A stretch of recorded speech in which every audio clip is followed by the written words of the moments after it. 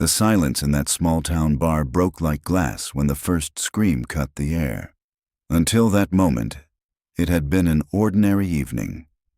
The kind of night where the jukebox hummed the same country tune it had played twice already, where the scent of fried onions clung to the wood-paneled walls, and where regulars slouched in their chairs with long-neck bottles sweating onto cardboard coasters. The air carried the mix of cheap beer, cigarettes clinging to jackets, and the faint tang of rain from outside, drifting in through the cracked door. It was late spring, the kind of warm evening that softened people's edges. Everyone knew each other in that bar. The waitress called half the patrons by name. The bartender never needed to ask for anyone's order. It was a place where fights didn't start, because everyone had too much history to risk it. Comfort was baked into the very planks of the floor. That comfort ended when the door opened wide enough to let in the night, and with it, a group of bikers. 4, maybe 5. Big men with weathered jackets patched over with skulls and flames, helmets dangling from their fingers.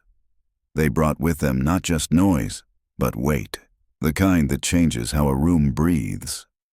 Their boots struck the floor with a rhythm that didn't belong to this town. The bartender stiffened immediately, forcing a smile that looked brittle. The jukebox song stuttered as someone unplugged it by accident. Conversation dropped to half volume. The men didn't order right away. They laughed too loudly, surveyed the room, and made it clear they weren't here just for a beer. At first, the tension showed only in small ways. A man at the bar shifted his stool closer to the counter. A couple near the door leaned toward each other, their smiles too tight. The waitress, Anna, 22, long braid, tired eyes from working doubles, approached with practiced patience, pad in hand. One biker made a comment about her smile, another added something dirtier. It was the kind of exchange people wanted to believe would burn out on its own. Anna laughed it off, kept her eyes on her notepad, and took their order. She turned away, shoulders stiff. The men didn't let it go. Their voices rose, filling the room with mockery aimed at her, the bartender, even the old men nursing drafts in the corner. Most of the regulars lowered their eyes, pretending to be absorbed in their drinks, each of them making the same calculation. If they stayed quiet, maybe this storm would pass. But storms rarely pass when fed. The moment broke when one of the bikers reached across the aisle, caught Anna's wrist as she set down their beers, and pulled her closer. The sound of glass hitting the table too hard echoed sharp against the wood. She tried to pull away, voice tight, but his grip only tightened. His friends hooted, egging him on. Then came the snap, not of bone, but of fabric. With a sudden, ugly tug, he tore her sleeve clean down the seam, cotton ripping loud enough to echo against the low ceiling. The sound cut the room sharper than any slap. For a split second, the bar froze. Nobody moved. A man near the back dropped his pool cue. The clatter felt deafening. Anna gasped, tears springing instantly, her free hand scrambling to cover herself. The patrons broke into fragments of reaction. A woman cried out. Someone cursed under their breath but didn't rise. A man near the door muttered, "Jesus Christ," but stayed seated, jaw clenched. It was as if everyone felt the same pull of outrage and fear, locked between the instinct to protect and the knowledge that stepping in could end badly. The biker laughed, loud and cruel, holding her wrist like a trophy. His friends banged their fists on the table, shouting over each other. Anna's face crumpled, not just from pain, but humiliation. She looked around, desperate, as if someone, anyone, might stop it. What she found instead was a crowd paralyzed by silence. The injustice was loud, louder than the bikers' laughter, louder than the jukebox now restarted and playing unnoticed. It filled every corner of the room. People stared at their drinks, at the floor, at each other. The air felt poisoned with helplessness. And underneath it all, an unspoken question began to spread. moving from table to table, glass to glass, breath to breath. Would anyone stop this? Just wondering. Where are you watching from? Write it down, Bello. At the far corner of the bar, beneath the sickly glow of a neon beer sign, a man who had been nearly invisible all night finally rose from his chair. He had sat there for over an hour, quiet, steady, glass of water in front of him, ball cap low over his eyes, posture loose enough to be mistaken for fatigue. When he stood, he didn't hurry. He slid a bill beneath the sweating glass, pushed the chair back into place, and straightened his frame with a calmness that felt deliberate. The shift in the room was immediate. Somebody near the jukebox whispered it first, like a secret not meant to leave their lips. That's Chuck Norris. The name spread across the bar the way a spark runs through dry grass. Heads turned. Conversation stalled mid-word. A regular froze with a pool cue still in his hand. Even the bartender, who had been polishing a glass with frantic circles, slowed until his rag simply hung there. The bikers sensed it too, though they tried to mask it with louder laughter and sharper grins. The one gripping Anna's wrist turned slightly, eyes narrowing, grin faltering.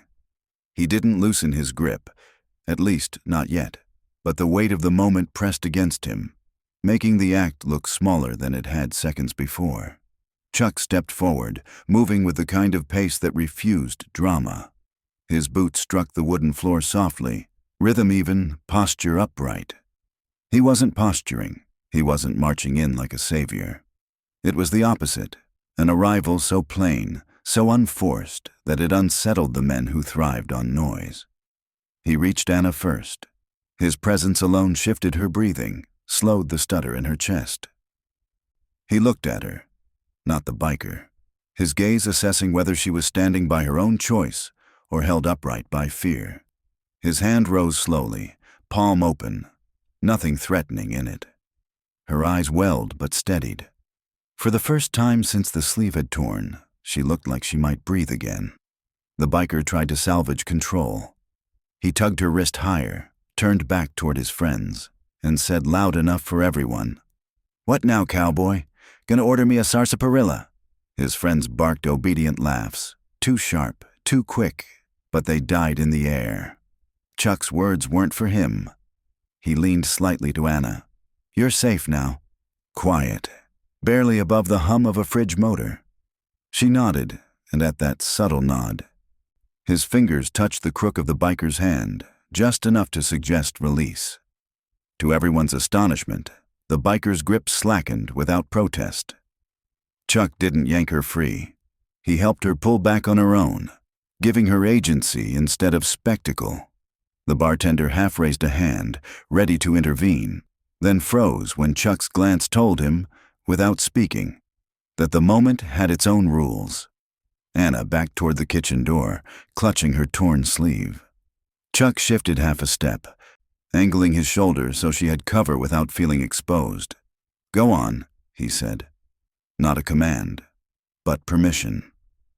She moved.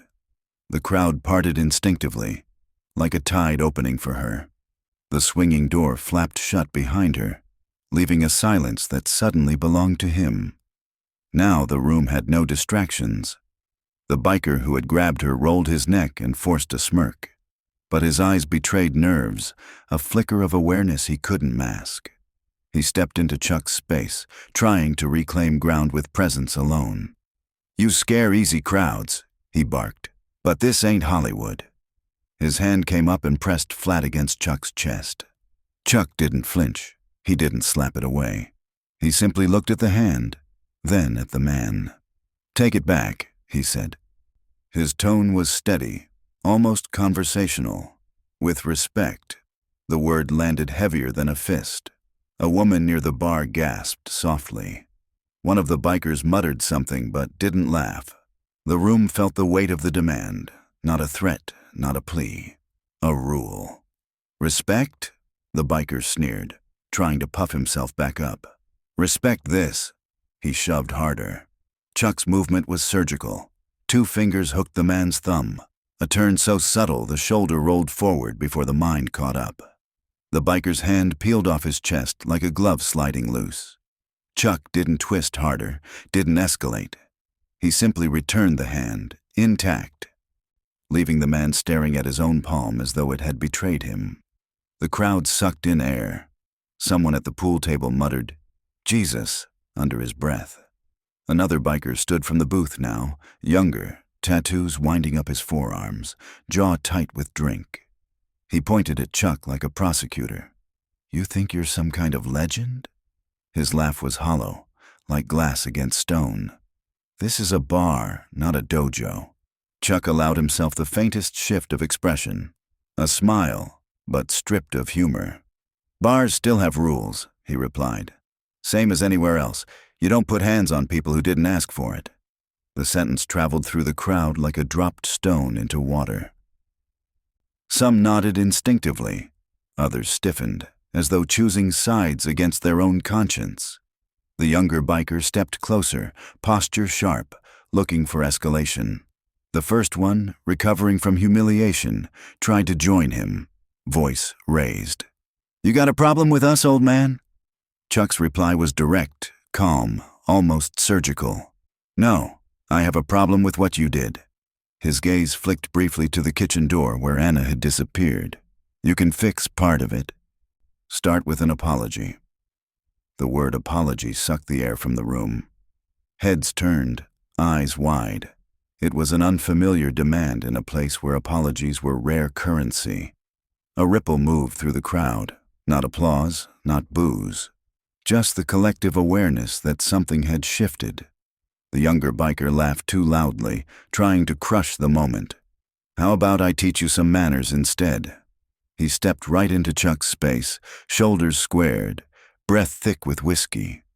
Chuck lowered his chin slightly, spine unmoving. His voice softened. A single word that landed sharper than a threat. "Don't."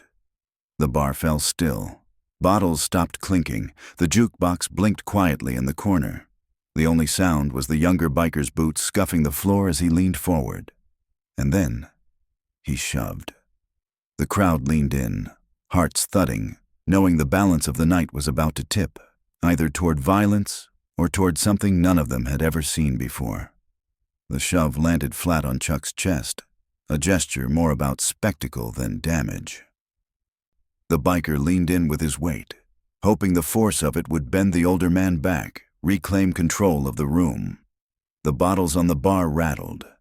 A woman near the jukebox flinched, but Chuck didn't move. The push vanished into him like water against stone. His eyes stayed calm, unblinking. Then he raised his hand, slow, precise, not a strike, but a correction.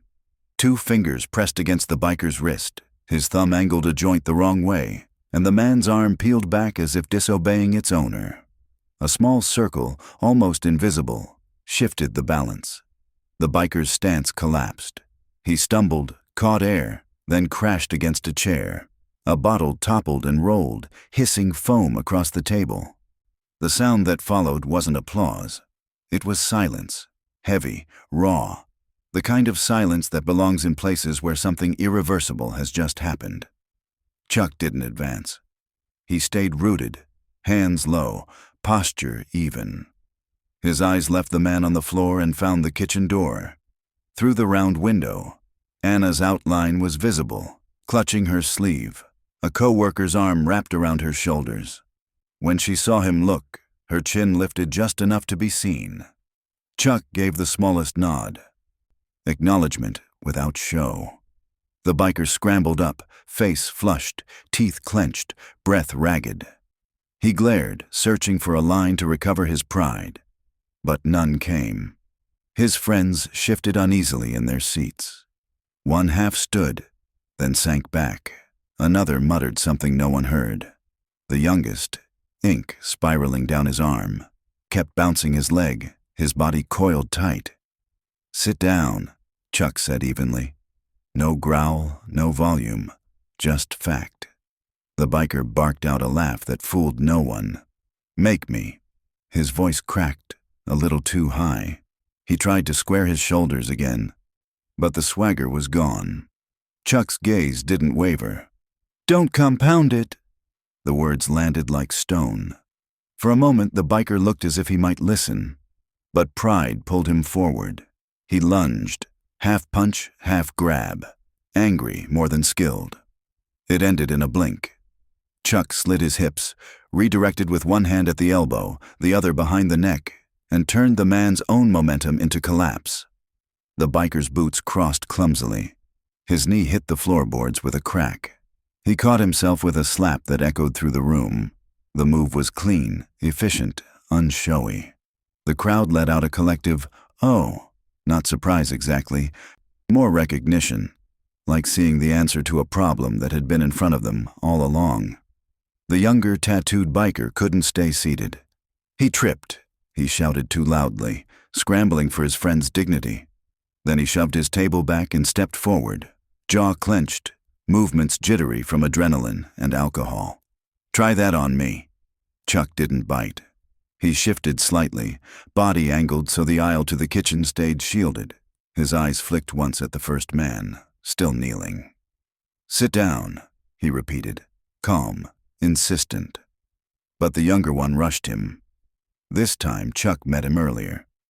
A soft catch of the wrist, a step that wasn't even full, just enough to guide momentum where it didn't belong. The biker folded, off balance before he knew it. Chuck escorted him backward until the edge of the booth clipped his thighs. He dropped into the seat hard, his face flashing shock at being placed instead of beaten. A ripple of nervous laughter sputtered through the bar, then died. The room wasn't mocking him. It was registering the shift in power. Chuck remained upright, composed. His attention returned to the first biker, now pushing to his feet again, humiliated twice over. Chuck didn't gloat, didn't sneer. His words were the same as before, offered like a door still open. "You can fix part of it. Start with an apology." The word hung in the stale air. Some nodded quietly, others stiffened, refusing to be moved. The bartender froze with 2 shot glasses in his hand. The kid in the dinosaur hoodie leaned forward over the railing, lips parted, seeing something he would remember for life. The biker's throat worked. His jaw flexed. Rage and shame warred in the lines of his face. He looked toward his friends, but they were no longer his shield. The younger one rubbed his wrist, staring at the table. Another avoided eye contact altogether. And then, from the booth, another figure rose. Older, heavier, patches worn smooth on his jacket, eyes pale and cold. He hadn't moved once until now. He stepped into the aisle with the deliberate calm of a man who had nothing to prove, because he'd proved it long ago. The room felt it instantly. The tension shifted. It wasn't the bravado of youth anymore. It was something harder, heavier.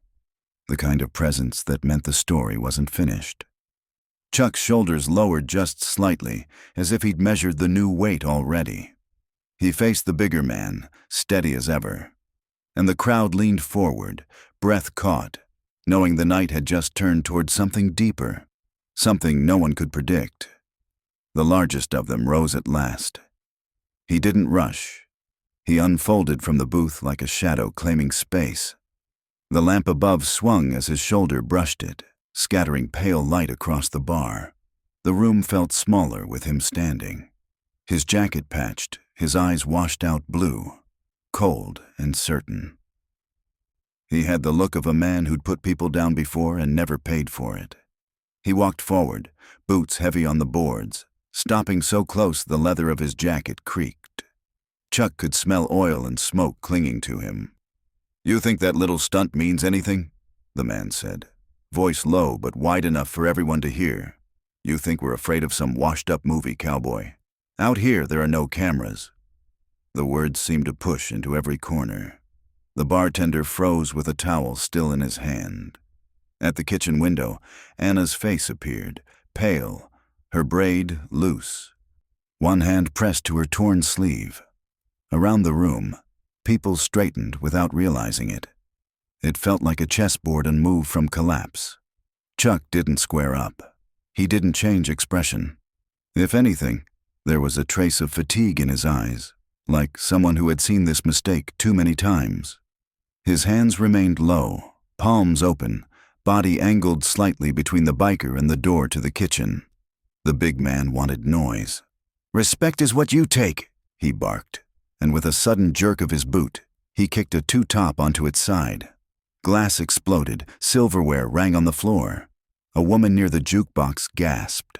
The dinosaur hoodie kid grabbed the rail with both fists, frozen. Chuck's gaze stayed level, steady as if nothing had happened. He didn't look at the broken glass, didn't react to the crash. His silence did more damage than words. Against it, the biker's show of strength looked like a tantrum. "See this?" the man shouted, spreading his arms to the room. "He's nothing. He won't move." But the silence that met him wasn't agreement. It was absence. His own crew sat stiff, their faces caught between loyalty and doubt. He leaned close enough that their foreheads nearly touched. His grin was forced, his voice harsh. "What are you going to do? Quote me a fortune cookie? This is my house now." Chuck's reply came quiet, but every ear caught it. Rooms belong to the ones who protect them. Fear never lasts. The words cracked something. A murmur ran along the bar, low, involuntary. The sound of people remembering which side they were on. The leader heard it and twitched, as if betrayal was hiding in the air. His temper snapped. He grabbed a half-full glass and hurled it against the wall. Beer splashed, shards clattered. "You hear me now?" he roared. Chuck didn't flinch. His weight shifted forward just enough that fighters recognized it for what it was. Readiness. He lifted one hand, palm open, blade straight, stopping an invisible car. "Don't," he said, soft but final. The word struck harder than a shout. The biker sneered, furious that calm could cut him down. He pressed his chest into Chuck's, a heavy bump meant to prove size meant power. Chuck didn't return it. He absorbed it and stayed still, unmoved. The bar was silent except for the hiss of beer dripping from the wall.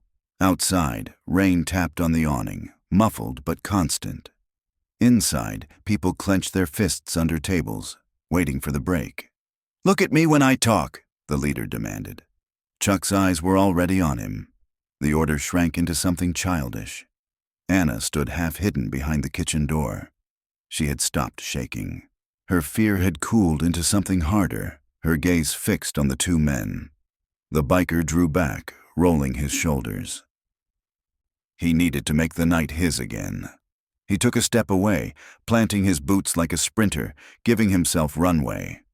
The grin returned, thin, mean, as he lunged, arm cocked, ready to throw the first true punch of the night. Every chair, every breath in the room leaned forward with him, bracing for the moment when calm would finally give way to violence. And Chuck, at last, moved. The big man came forward like a storm front, boots sliding through spilled beer, shoulder dropped. Arm cocked for a wild swing meant to erase the room's doubt in one blow. Gasps rippled ahead of him. Someone shouted too late. Chairs scraped as people braced. Chuck didn't retreat. He shifted, a movement so small it almost went unseen. His left foot marked new ground, hips angled, eyes steady. The punch passed into absence. Two fingers brushed the biker's elbow, a palm redirected the storm, and suddenly the big man was folding into the floorboards, not struck, not thrown, just guided into collapse by his own momentum. The crash of his knee hitting wood was louder than the glass that had shattered minutes earlier. For a moment, silence swelled, the kind of silence that arrives when everyone realizes a line has been crossed and nothing will reset it. Chuck stayed upright, hands low, his breath steady. He didn't press forward. His eyes flicked toward Anna, still framed by the kitchen window, her knuckles white around the dish towel. She met his gaze, just long enough to feel steadied. The biker's men rose half a step. One shoved his chair, the other clenched fists. They had the look of dogs straining against a chain. Chuck didn't even turn. "Don't," he said. A word delivered without volume, yet carrying across the room like a strike. They froze. The chain held. The leader pushed himself up, pride dragging his body upright. His jaw was locked, lips drawn thin, eyes glassy with a fury that no longer knew what to do with itself. He lunged again, shorter this time, aiming for a clinch.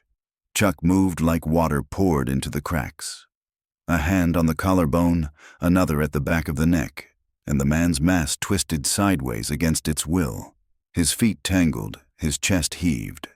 Then, before gravity humiliated him, Chuck steadied him back to standing. It wasn't defeat. It was demonstration. The crowd felt it. Strength wasn't in destruction, but in control. That realization traveled through the room in a ripple of awe. The bartender whispered, "He's not even fighting him," as though afraid the words might change the truth. The leader roared in frustration and dove again, this time low, desperate to use sheer weight. Chuck's hips vanished, the tackle found air. One wrist caught, a twist no bigger than a coin turned, and the biker dropped to one knee a second time. His palm smacked the floor. Chuck hovered over him, not pinning, not striking, just shaping the choice. You can stop, or you can break yourself here. The silence that followed was alive. You could hear the rain easing outside, the faint tick of broken glass settling. Inside, every lung held back breath, every eye fixed on whether the man would rise or relent. Chuck's voice came calm, but firm. Enough. The word wasn't loud. It didn't need to be. It set the terms of the room. The biker's lieutenant stayed put, heart still wanting violence, but bodies unwilling to trigger it. The youngest stared at his wrist as if remembering the way his momentum had betrayed him. The older one studied the floor, jaw tight. The leader lifted his head. His breath came ragged, chest rising like a bellows. He searched Chuck's face for mockery and found none, only patience. The quiet pity of a man who knew he'd seen this play out too many times before. The crowd began to shift, their fear transformed into something sharper. Judgment. A woman at the bar whispered, "He didn't hurt him," and people nodded. The boy in the dinosaur hoodie gripped the rail tighter, eyes wide as though memorizing every second. Slowly, painfully, the biker rose once more. The power that had made him taller than the room was gone. His men no longer looked at him for direction. The bar wasn't his stage anymore. Chuck gave him space. He didn't threaten, didn't gloat. Just stood there, steady, waiting for the man to decide what kind of ending he wanted to leave behind. Then the kitchen door creaked open, and Anna stepped out. She looked fragile, eyes red, sleeve torn, but her spine was straight, and she walked forward without hiding. The leader saw her. Something in his shoulders faltered. His bravado wilted in the presence of the one person he'd wronged most openly. Chuck's gaze didn't leave him. "Get your men," he said softly. "Make this right." The sentence settled into the air like a verdict, not a threat, a demand for dignity. The room waited. Would the biggest man in the bar finally bend, or would he choose the road that led to ruin? He looked at her longer than he meant to. Anna's face, red eyes, sleeve torn, jaw trembling but held firm, was enough to break the mask he wore. The bar, a moment ago braced for violence, now waited for a verdict. The leader's fists opened and closed like rusted hinges. His chest rose once, heavy, and then sagged. He turned toward Chuck, saw no gloating there, no fire to fight, just a boundary that could not be moved. His voice came cracked, barely more than a rasp. "I went too far." The sentence bent the air. Nobody cheered, nobody mocked. Instead, a quiet rolled across the room, as if people were adjusting to a new gravity. One of his men shifted his weight, stared at the floor. The bartender's towel dropped to the counter.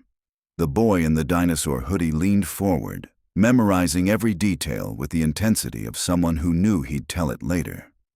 Chuck didn't answer right away. He let the silence do its work. The leader, cornered by stillness, turned toward Anna. The effort cost him. His jaw clenched, teeth grinding. Then, with visible struggle, he forced out the words, "I'm sorry." It wasn't shouted. It wasn't for the room. It was for her. Anna's breath shook. She didn't say it was fine. She didn't owe him that. She gave a small nod, sharp, clean, as if to say, "I heard you. That was enough." The room shifted on its axis. Chuck's voice cut through softly. "A real man doesn't put hands on a woman. If you can't learn that, you've already lost." The line wasn't for applause. It was for truth. The regulars at the bar, men who'd been silent all night, blinked as though a curtain had lifted. For a heartbeat, nobody moved. The leader inhaled, shoulders rising with the effort of swallowing pride. Then he said to his crew, "We're leaving." The order sounded flat, stripped of bravado, but final. His men obeyed, relieved, ashamed, silent. Money slapped onto the bar, too much, and nobody counted it. They filed toward the door slower than they had entered. Boots muted on wet floorboards, jackets brushing chairs, one ring clinking against an overturned table. At the door, the big man hesitated, looked back, not at Chuck, but at Anna. He held her gaze, then stepped into the rain. Engines coughed to life outside, faded down the road, swallowed by water and night. Silence filled the bar again, but this time it wasn't fear. It was release. A woman pulled Anna into her arms. Another draped a jacket over her shoulders. The cook appeared with ice wrapped in a towel. The bartender poured a glass of water, set it in front of her with a nod. Anna sipped, placed it back down, and steadied herself. Around them, people began to repair the room. A man righted the flipped table. Another swept shards with his bare hands, careful as if the pieces were alive. The jukebox blinked, but no one fed it coins. A couple reclaimed their booth and sat without speaking, hands joined under the table. The boy tugged at his mother's sleeve and whispered, "Respect means stopping things like that, right?" She answered, "Yes," voice thick with certainty. Through it all, Chuck had already stepped back to his corner. His glass of water still held a ring of condensation. He lifted it, drank, and set it down. Posture loose, face unreadable. No speech, no smile. He let the bar breathe on its own. Anna approached him, sleeve pinned with a safety clip. Up close, she looked worn but unbroken. "Thank you," she said.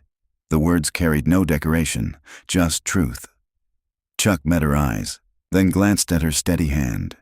"You held your ground," he said quietly. That mattered. It wasn't consolation. It was recognition. She exhaled, shoulders releasing. The last of the tension leaked from the room. People moved more freely, voices low but human again. The bartender finally straightened.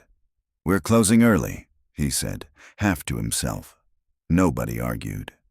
Chairs scraped softly as people began to leave, some pausing to place a hand on Anna's shoulder, others nodding once at Chuck, words unnecessary. Chuck stood when the bartender approached. They shook hands, firm, brief.